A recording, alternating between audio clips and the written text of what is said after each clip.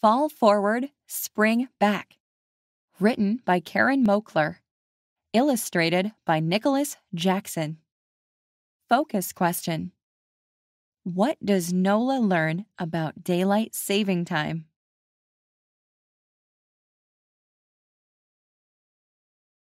At 8 years old, Nola O'Connor had already been late so many times she figured she'd go on that way forever. She'd be late for her first job, her college graduation, her wedding. It didn't seem to matter much. If the groom liked her enough, he'd wait. The summer after Nola finished second grade, her family moved from Arizona to Colorado.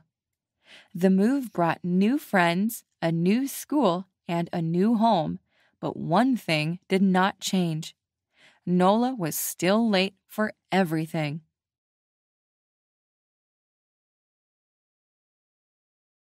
The first Friday in November, Nola's teacher sent the class home with a reminder that daylight saving time ended that weekend.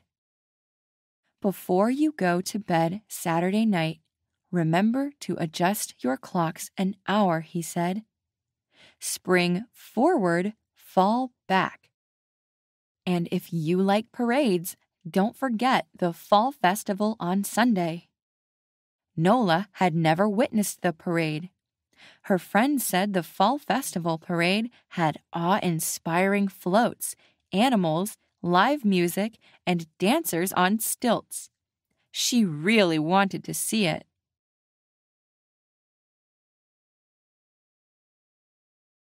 That night at dinner, Nola asked her mom if they could go to the parade. "I won't be here," Mom reminded her, "but I'll bet Pablo could take you." Pablo was Nola's big brother, 16 and always sleepy. He would be in charge while their mom was away. "Can you take me to the parade?" Nola asked Pablo. "There'll be floats." "Root beer floats?" Pablo asked. Nola laughed, and so did Mom. "The parade's at 10 o'clock, Nola said. "We have to change our clocks so we don't miss it." "That's right," Mom said. "You've never had to change your clocks before." Unlike most states, Arizona didn't observe daylight saving time, so Nola had never thought much about it. She thought about it now, though.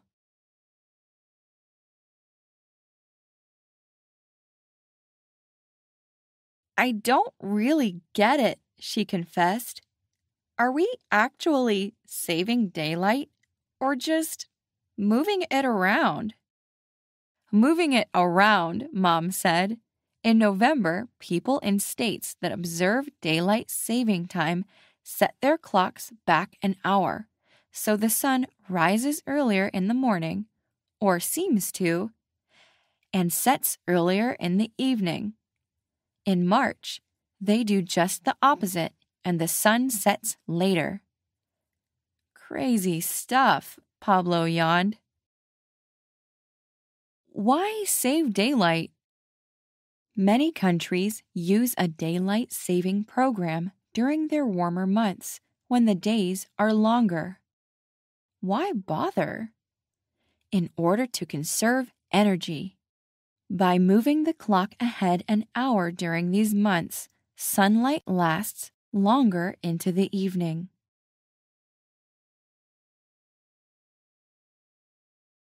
On Saturday morning, their mom kissed them both goodbye, got in her car, and drove to the airport. That night, as Nola got in bed, she thought back to her teacher's instructions.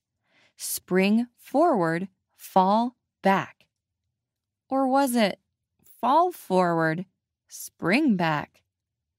Nola hesitated. Fall forward sounded better, so she set her clock forward an hour. Just like that, she'd shaved an hour off the day. Now it was past her bedtime. Late again. Time, Nola sighed, is not my friend.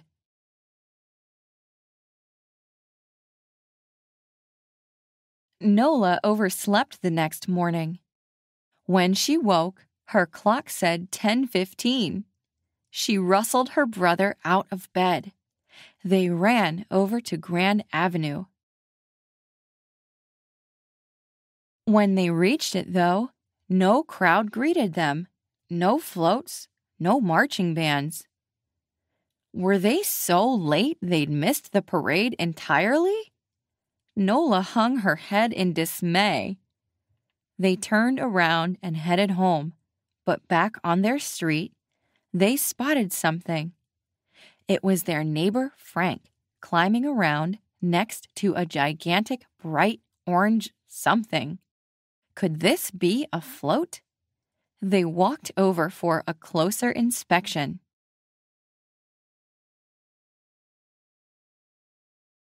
It was a float, an 8-foot pumpkin set up on a trailer.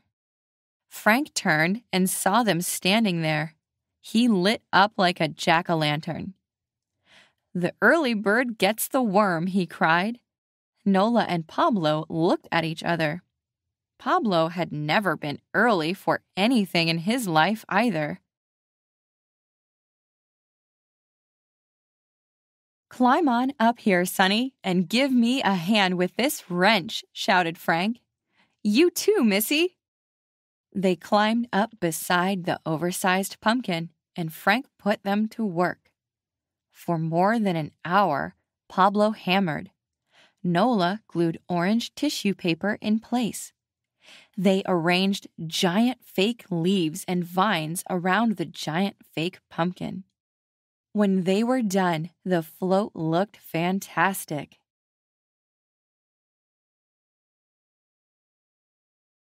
"So," Pablo said at last, "I guess you're all ready for next year's parade." Frank looked confused. "Next year?" he cried. "When you're my age, Sonny, you don't plan for next year. Put your seatbelts on. We've got a parade to get to." Just then, Nola and Pablo heard the first notes of a marching band. They blinked in confusion. "Wait a minute," Nola said. "Wasn't the parade at 10 o'clock today?" "Was at 10, Frank cried. "Will be at 10 is more like it." He thrust his wristwatch toward them. Pablo yawned. "Your watch says 9:30, he said. Nola laughed for joy. "I fell forward," she said. "I needed to fall back." Nola had sprung forward an hour when everybody else had fallen back an hour. That meant she and Pablo were now 2 hours ahead of everybody else. For once in their lives, they were early. "You woke me up 2 hours early," Pablo cried. "The early bird gets the worm," Nola cried. Frank nodded. "You got it now, Missy," he said. Pablo yawned. It was all a big mistake, but it turned out to be a great mistake. It's why they rode in the parade on Frank's giant pumpkin float, and why they've ridden with Frank every year since. It's also why, from that day to this, Nola O'Connor has made sure to be early for everything. 2 minutes early, though. Not 2 hours. Connections. Writing and art.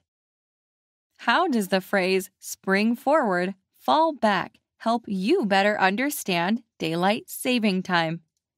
Draw a picture and write about it. Math. Practice telling time on an analog clock. Tell time to the hour, half hour, and quarter hour. Discuss with a partner what each hand represents when telling time.